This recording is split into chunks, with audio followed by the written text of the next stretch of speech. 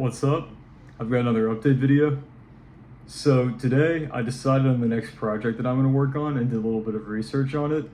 I decided I'm going to make an HTTP server in Python. And I think this is a good project because I have some peripheral knowledge of networking, but nothing too deep. And I think doing this project is going to lead me to touch on a bunch of different things. And I can already see that from the initial research that I've been doing.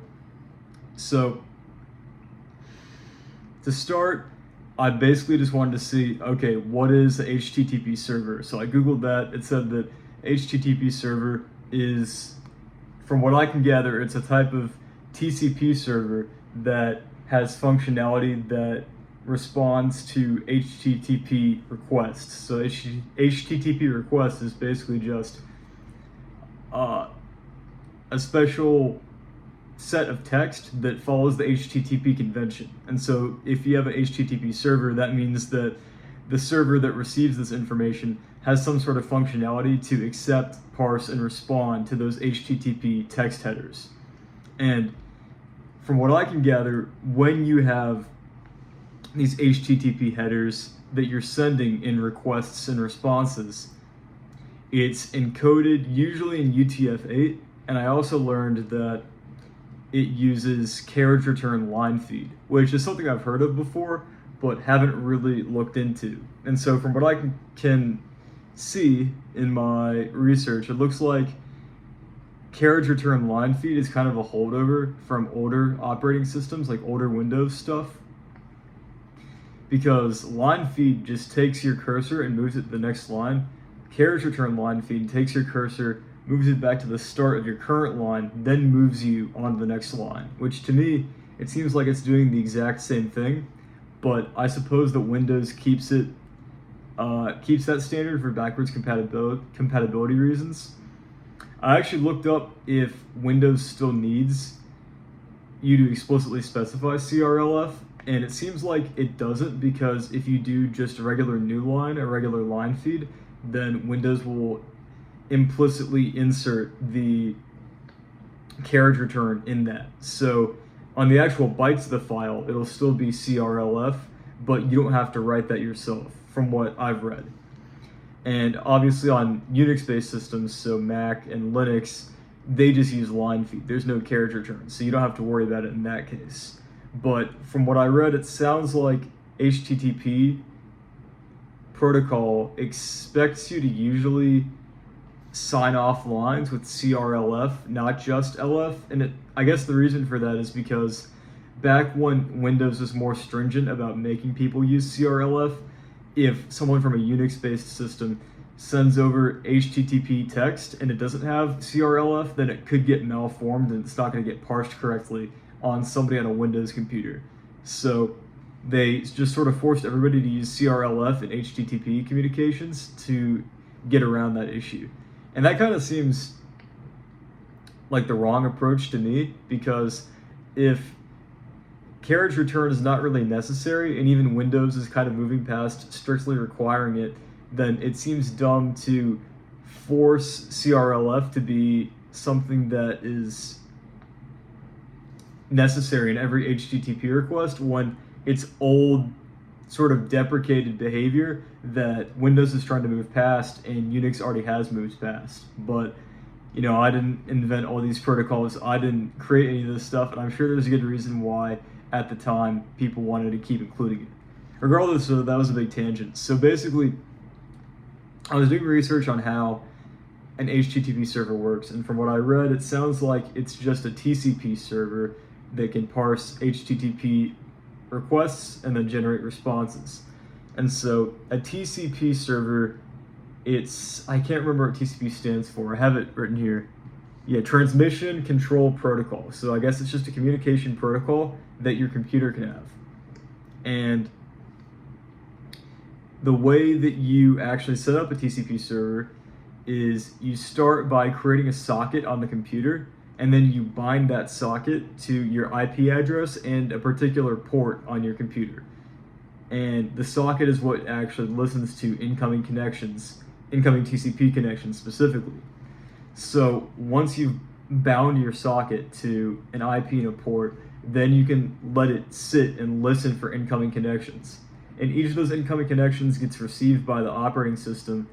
And if the authentication happens, then an individual socket will be created for each client that initiates a request to your overall server socket. So it seems like you've got a server socket, and the operating system routes incoming connections to that server socket, and if the server chooses to communicate with that incoming connection, it gets split off into a separate socket, and that separate socket can either live for the duration of that single request and response, or it can live for the full duration of the communication between that client and our server. And I was reading around whether it's common to just have it be transient, where you create a socket, process one request, respond, and then close the socket, or if you keep it open for the duration of the communication. It seems like in older HTTP standards, you would immediately close the socket after responding, but in more modern standards, you keep the socket open for as long as you're communicating with that client. I probably am using some phrases incorrectly or not explaining myself as well as I could. I just read this stuff yet, and so, or I just read this stuff and I haven't written it down thoroughly yet, so I might be missing some bits of information. But generally, I'm just trying to reiterate everything that I read over the last 20 to 30 minutes, get my thoughts out there, and sort of set the stage for what I'm going to do next. So, I haven't started coding yet, but I think I understand enough where I can begin to get started. So, for example, I've got my desktop here that I'm working on, and I've also got a laptop that I'm not using as much. So I think I could start by using the sockets library on Python, creating a socket that operates with the TCP protocol, like transmission control protocol that operates with TCP, and bind it to a particular port that's open on my computer. And then since I'm on the same local area network, I should be able to get on my laptop and connect to that socket, or that TCP server rather. And without HTTP requests, I'm not sure how I can validate that my connections, or that the connection is established and that information is being sent and received. But I don't think you really need HTTP just to send raw information. So what I should be able to do is just ping my TCP server with just random bytes. And actually, I wasn't thinking about it like this, but I could just use the ping command maybe. Ping that TCP server with bytes, and then watch on my desktop where the socket is listening and make sure that it receives those bytes. If I can do that, that'll be a good start, and I will have implemented a TCP server. After that, I can start working on the functionality to parse HTTP requests and to give responses to them. So it also seems like there's various levels of depth that I could take this project to. Really, I think if I go beyond the socket level and try to implement my own socket, that might be beyond the current abilities I have or the current scope of my work. I'm not sure.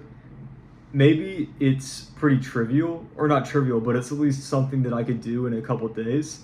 If that seems to be the case, then I might try to bypass Python sockets library entirely and just use a custom socket that I make. But at the end of the day, what I imagine the sockets library does is it's just a wrapper around a bunch of operating system commands and functionalities. And so if I don't use the custom Python socket, what I would be doing is I'd be writing a wrapper around a bunch of operating system commands, which might not be a bad idea. That might actually be very rewarding to do. I'll look into it. I haven't decided if I'm going to use Python sockets yet or if I'll try to make my own. Maybe what I do is I build this server with Python sockets first and then go backwards and try to make my own socket and then plug it into the existing server that I've written. But yeah, that's the current plan. So tomorrow I'm going to review these notes on TCP, HTTP, and sockets, make sure I have a good understanding of what all is going on, and then that'll prime me for 2 days from now when I'll probably start to write some of this code and do some initial testing. Also, I just wanted to mention this because I learned this today. I thought it was really helpful. At work, I use a Mac, and sometimes I have to run stuff for long durations of time. Like right now, I've got stuff running overnight. I learned that if you open up the terminal and use this command called caffeinate, you can keep the screen on and prevent the computer from sleeping or hibernating so that your script will run to completion and you don't have to keep shaking it awake.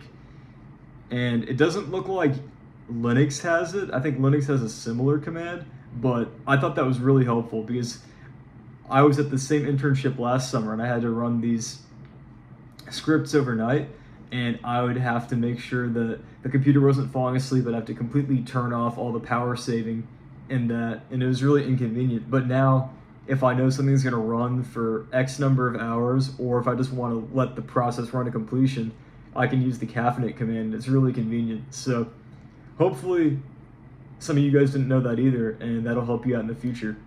But yeah, end of this video, basically, I have done some research into HTTP servers and TCP servers and sockets as well. I think I have a broad enough idea of what I need to do that in 2 days I can start writing code and implementing stuff.